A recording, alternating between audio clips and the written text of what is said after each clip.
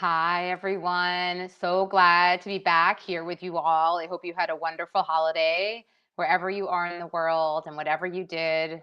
I hope it was fantastic. Here we are, 2026. Let's make it a really, really, really good year. All right. So, for those of you that are new to Venus and you haven't downloaded the app, get on to welcome to venus.com. It's free for a limited time. Download it so that you can submit questions and we get to connect with you on a regular basis. And without any more time, let's just jump in. I want to jump into these amazing questions that folks submitted. So the first question is from Mary, and they write, "Dear Dr. Frankie, I'm what they call a later in life lesbian, meaning I came out just last year and I'm 57, was married with children, all of that. I have finally gotten up the courage to go on dating sites, but it is usually me who stops after the first of second date. I'm ashamed to say I am worried I just won't know what to do no matter how many fantasies I have had over the years once we become intimate. I have never liked watching porn of any kind, and I got up the nerve to buy a lesbian erotica book, only to find that the roles being role played were daddy and little girl. And for me, I came from a domineering husband. I don't want more of that.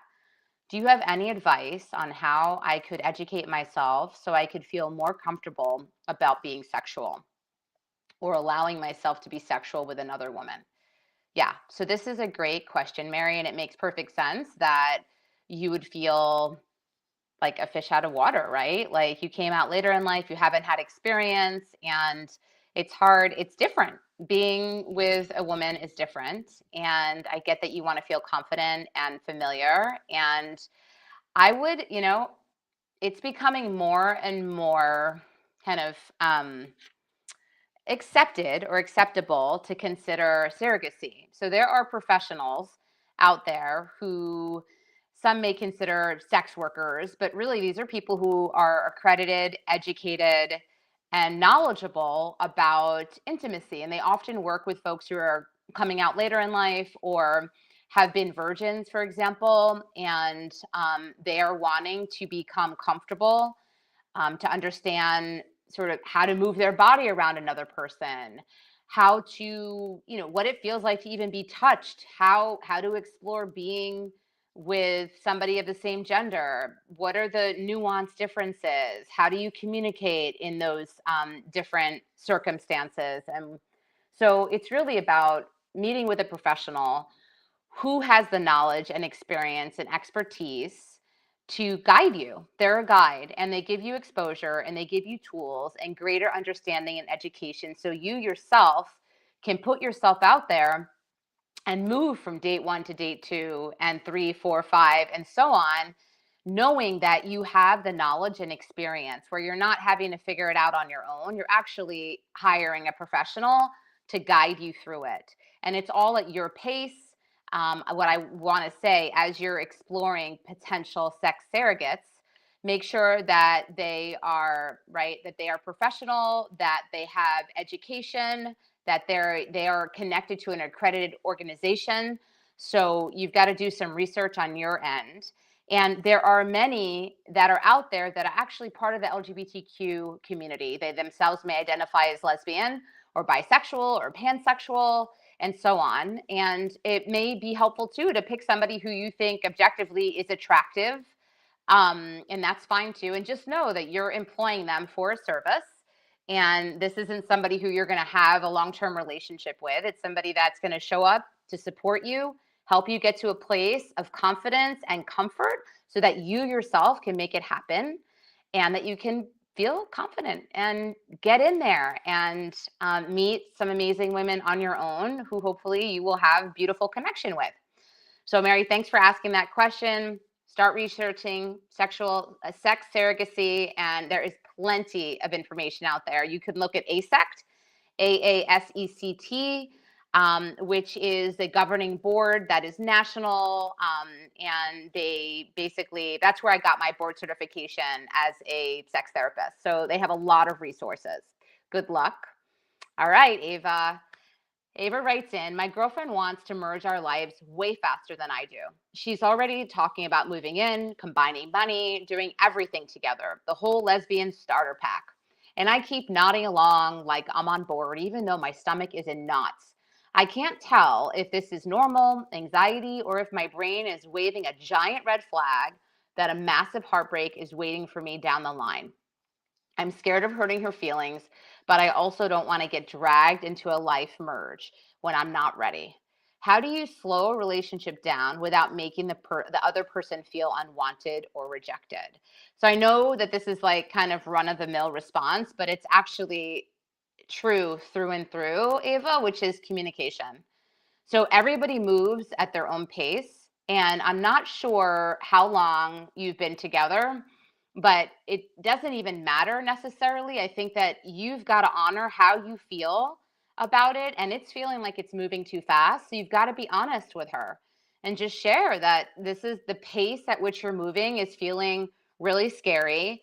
And you may need to actually bring a relationship and dating coach or a psychologist or a therapist into the mix to help the two of you communicate your needs and to help her understand what's coming up for you. And maybe the therapist can also help you communicate what's coming up for you in a way where you both can stay really open and receptive to one another.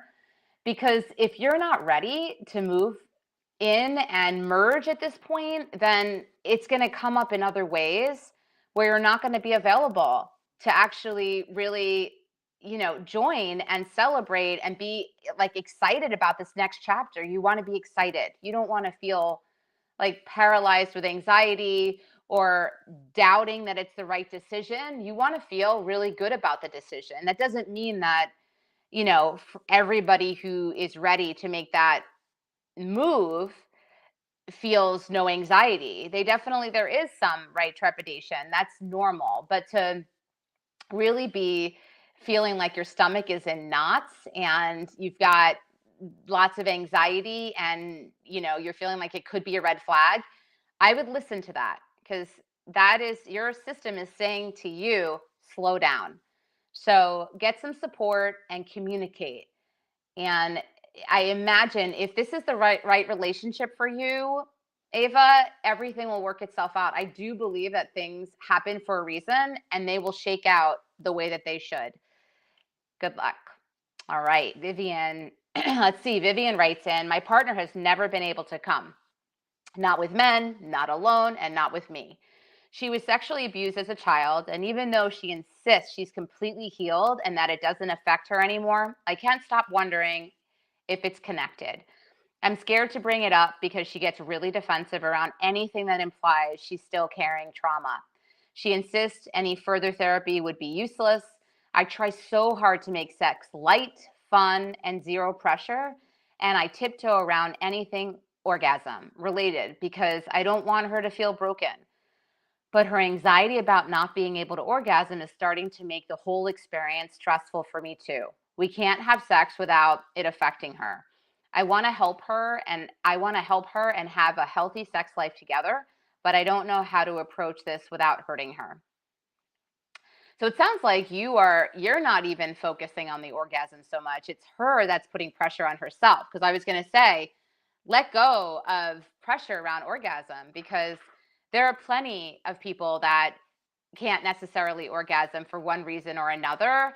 And the whole foreplay and the like just be physical touch, and there's so many ways that we can stimulate and turn each other on that, I know culturally where a lot of us are hyper focused on reaching orgasm when we just need to let go of that and just enjoy the journey of connection and intimacy. But it actually sounds like your partner is the one who's feeling a lot of pressure and putting pressure on herself and feeling defensive and maybe embarrassed and shameful about the fact that she's never orgasmed. And I imagine that therapy would be immensely helpful. The problem is, Vivian, if she's not open to therapy, you can't force her to seek out therapy. So I would, when you're being intimate and it's coming up, I would just, be as loving and supportive of her as possible. And in moments, maybe not during intimacy and sex, when you're not in a situation like that, maybe you can gently um, suggest different types of, I don't know, it could be tantric.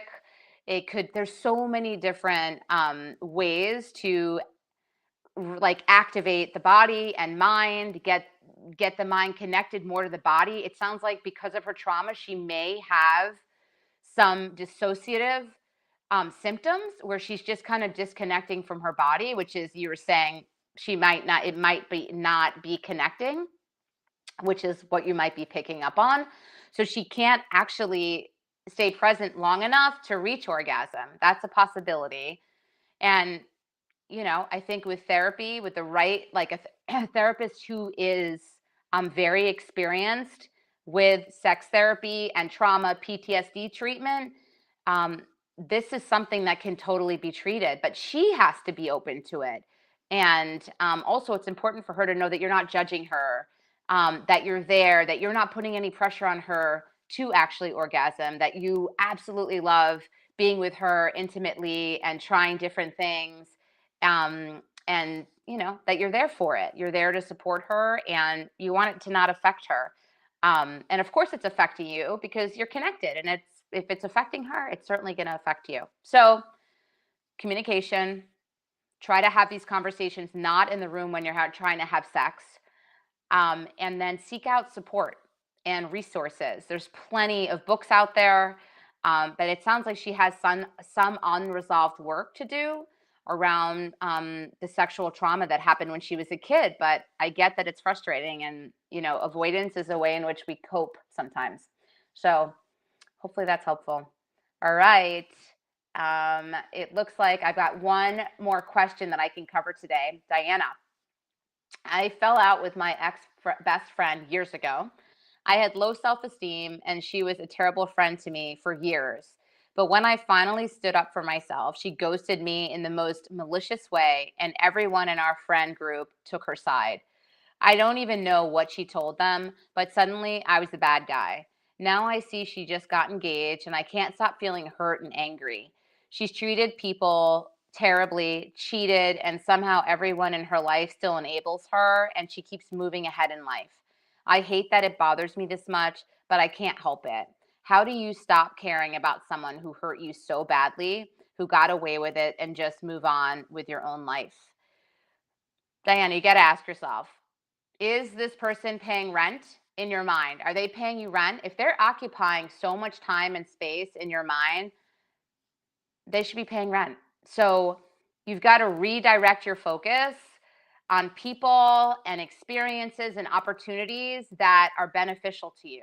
To fixate and ruminate on somebody who sounds like not a great person, and it sounds like the people that you lost in the process of losing this person actually maybe aren't great people for you to be around anyway, because often these people gravitate towards each other. So if those friends really are valuing somebody who is a cheater and malicious, like an unkind, morally compromised person, send them all off and away. Like, send positivity in their direction, channel it there, visualize it moving away, like use some mindfulness techniques, which is like, it might be like a cloud in the sky or a leaf going down, moving down a river or a stream. Send it off and like package it up and say goodbye to it, because you want to fill that space with people who are kind, caring, have good morals, have a good moral compass, who appreciate you, who aren't out there to hurt you or compete with you, or like, you had low self-esteem to begin with and she was a terrible friend for years. Like, you want to be around people who celebrate you and support you and don't actually try to find your vulnerabilities and tap into them. So just, I want you to refocus. I want you to find mindfulness, learn some of those tools and techniques, and use it here where you just keep finding yourself focusing on her. Like, just let it pass by, because you want to make space in your mind and in your life for people to come in who are good for you, who are going to elevate you, who are going to motivate you to want to rise to where they are. So Remember, vibration, increase your vibration. Be around people who are good, kind, loving, caring, supportive people. We need more of that today more than ever. Thank you all for submitting these questions. Fantastic. I look forward to seeing you next week. Love you all. Kisses, hugs. Take really good care, everyone. See you later.